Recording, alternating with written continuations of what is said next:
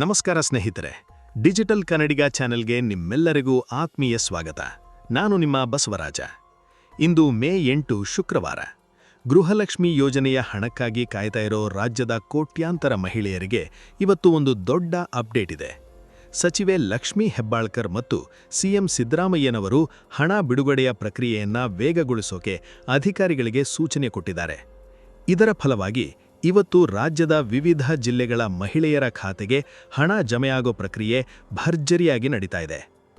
ಯಾರಿಗೆಲ್ಲ 6,000 ರೂಪಾಯಿ ಸಿಗುತ್ತೆ? ನೋಡಿ ಸ್ನೇಹಿತರೆ, ಬಹಳಷ್ಟು ಮಹಿಳೆಯರಿಗೆ ಕಳೆದ ಕೆಲವು ತಿಂಗಳುಗಳಿಂದ ಹಣ ಬಂದಿರಲಿಲ್ಲ. ಫೆಬ್ರವರಿ ಮತ್ತು ಮಾರ್ಚ್ ತಿಂಗಳ ಕಂತುಗಳು ಬಾಕಿ ಇದ್ವು. ಈ 30ನೇ ಮತ್ತು 31ನೇ ಕಂತಿನ ಹಣವನ್ನು ಈಗ ಒಟ್ಟಾಗಿ ಬಿಡುಗಡೆ ಮಾಡಲಾಗ್ತಿದೆ.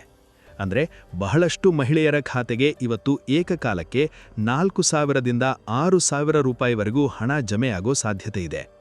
ಇದು ನಮ್ಮ ಗೃಹಿಣಿಯರಿಗೆ ಸರ್ಕಾರ ನೀಡಿರೋ ದೊಡ್ಡ ಸಿಹಿ ಸುದ್ದಿಯಾಗಿದೆ. ಯಾವ ಜಿಲ್ಲೆಗಳಲ್ಲಿ ಪ್ರಕ್ರಿಯೆ ಶುರುವಾಗಿದೆ?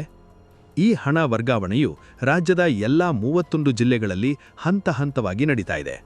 ಮುಖ್ಯವಾಗಿ ಬೆಂಗಳೂರು ನಗರ ಮತ್ತು ಗ್ರಾಮಾಂತರ, ಮಂಗಳೂರು, ಮಂಡ್ಯ, ಬಳ್ಳಾರಿ, ಬೆಳಗಾವಿ, ಧಾರವಾಡ, ದಾವಣಗೆರೆ, ಮೈಸೂರು, ಚಿಕ್ಕಬಳ್ಳಾಪುರ, ರಾಮನಗರ, ಹಾವೇರಿ, ಚಿತ್ರದುರ್ಗ, ತುಮಕೂರು, ವಿಜಯಪುರ ಸೇರಿದಂತೆ ಹಲವು ಜಿಲ್ಲೆಗಳಲ್ಲಿ ಈ ಪ್ರಕ್ರಿಯೆ ತುಂಬ ವೇಗವಾಗಿ ಸಾಗ್ತಿದೆ.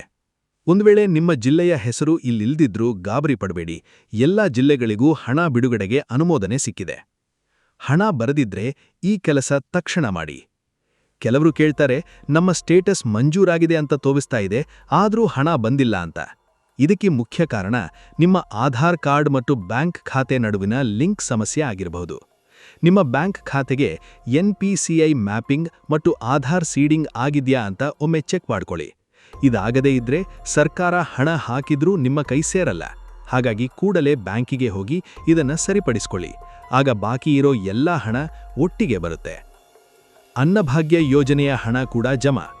ಇದರ ಜೊತೆಗೆ ಇನ್ನೊಂದು ಗುಡ್ ನ್ಯೂಸ್ ಅಂದ್ರೆ, ಅನ್ನಭಾಗ್ಯ ಯೋಜನೆಯಡಿ ಅಕ್ಕಿಯ ಬದಲಾಗಿ ಸರ್ಕಾರ ನೀಡೋ ನಗದು ಹಣ ವರ್ಗಾವಣೆ ಕೂಡ ಶುರುವಾಗಿದೆ. ಗೃಹಲಕ್ಷ್ಮಿ ಮತ್ತು ಅನ್ನಭಾಗ್ಯ ಈ ಎರಡೂ ಯೋಜನೆಗಳ ಹಣ ಒಂದೇ ವಾರದಲ್ಲಿ ಬರ್ತಾ ಇರೋದ್ರಿಂದ ಮಧ್ಯಮ ವರ್ಗದ ಕುಟುಂಬಗಳಿಗೆ ತುಂಬಾನೇ ಅನುಕೂಲವಾಗಲಿದೆ.